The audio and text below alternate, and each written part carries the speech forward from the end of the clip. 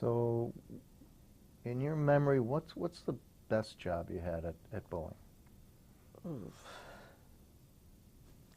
Because I enjoyed doing the printed circuit cards. That was fun. Mm-hmm. I knew how to solder. That's one thing I really did know how to do, and I could teach a lot of the younger people, how to solder.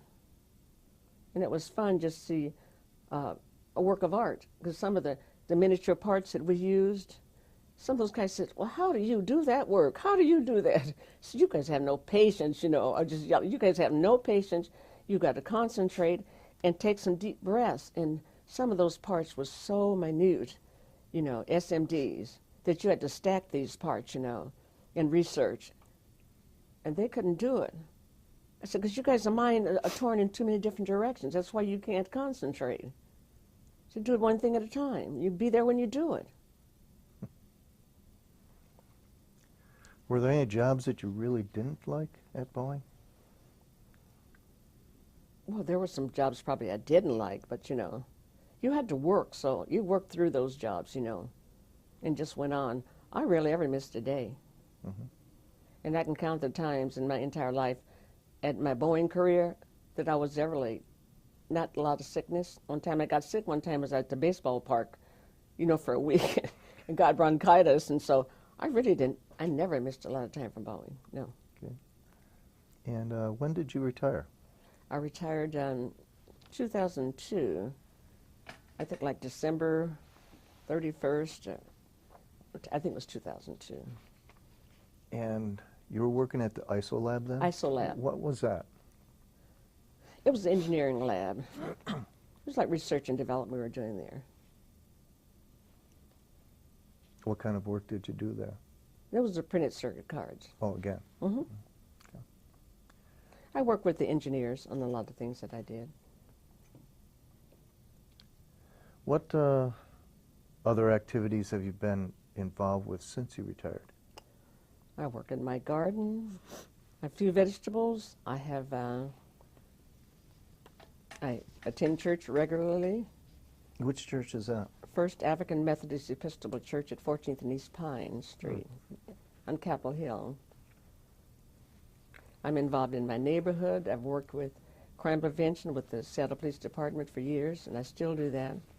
And what does that entail? Well, if things go on in the neighborhood that you think should be reported, you need to get with SPD and let them know. And also we have a crime prevention team that, you can report things to. Now, do you walk the neighborhood or do you drive around or? Oh, sometimes we walk the neighborhood, and we will clean up the neighborhood too.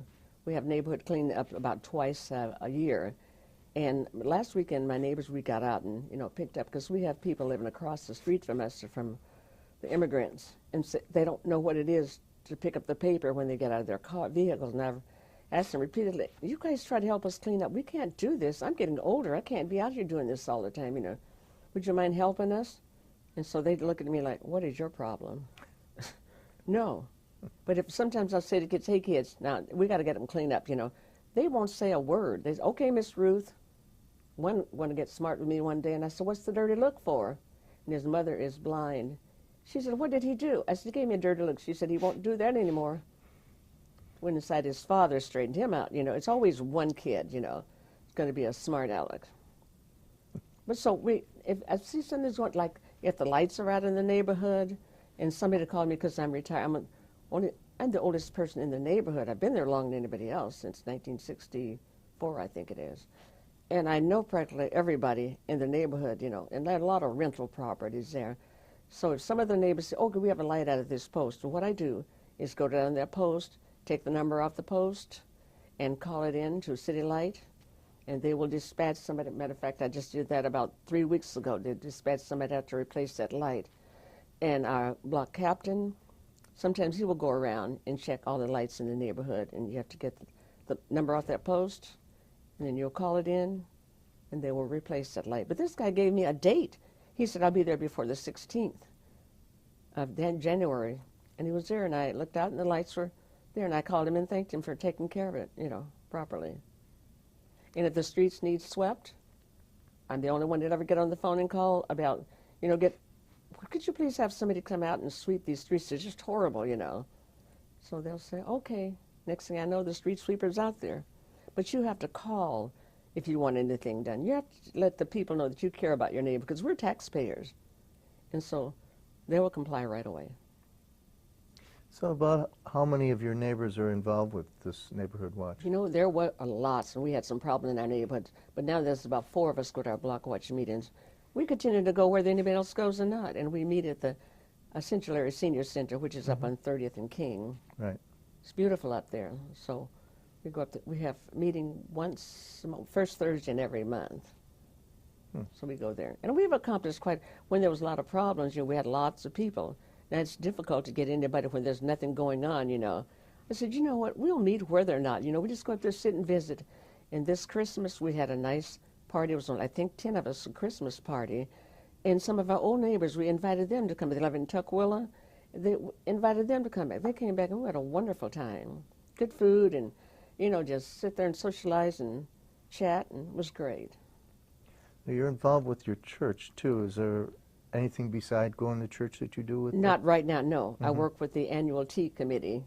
That's once a year, and that happens, it's like a heritage tea. It's more like a competition between, it was once called the Zodiac tea, but somehow people they weren't too happy with the Zodiac thing, so now it's a heritage tea in which we have. But no, at one time I was very active, but as you get older, you step aside and let the younger people, you know, do some, because I've done mine. And it's time for them to learn how to carry on. Now, I understand you're a Mariners fan, too. Who told you that? You did. I am a diehard Mariners fan. I've been doing it about 25 years. I have every bobblehead there is except, Dan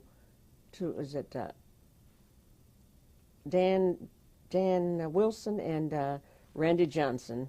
Got there late and didn't get that, but however, I'll try to get it. But this year I chose not to get my season tickets again. I need a break. And when they make up their mind that we're going to have a winning team, and then I will, you know, get my more season tickets. But now they seem to, you know, we're more like a farm team for everybody else. And I'm getting pretty fed up with that. And when the county executive says, Ruthie, why aren't you up getting your ticket? I says, no, you guys are playing games. She said, you know what? This is a business. I said, you know what? I've been in this business since before you were born. I was going to Sick Stadium. This was back in the 60s, early 60s. So I've been going to baseball games ever since then. My dad taught us baseball. We were in the kids from the radio, and that's how I learned it, and I've always been into baseball. So that's one thing I do. I don't have season tickets, however. There are some games I'd like to go to, and I would choose those games to go to. But I was going to 40 or 45 games, you know, every year. That was a lot. And it took a lot, you know, to get up, to go there, and it was fun being there because I have a lot of friends at Baseball Park.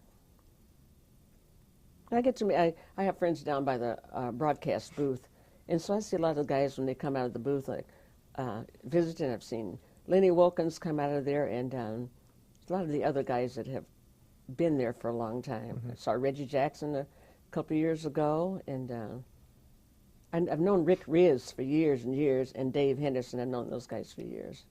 Matter of fact, I had them autograph my Negro League baseball cap last year. Did you go to the museum?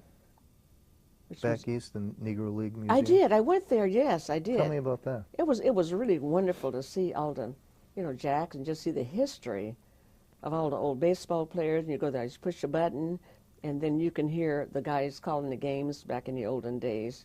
It was very, very interesting. Things that you had forgotten. I have a huge baseball book. Takes you forever to read that, but it gives a history of the entire baseball from beginning until now. I have the Ken Griffey Jr. book, too. It's Junior on Junior, I think it's called. Very interesting.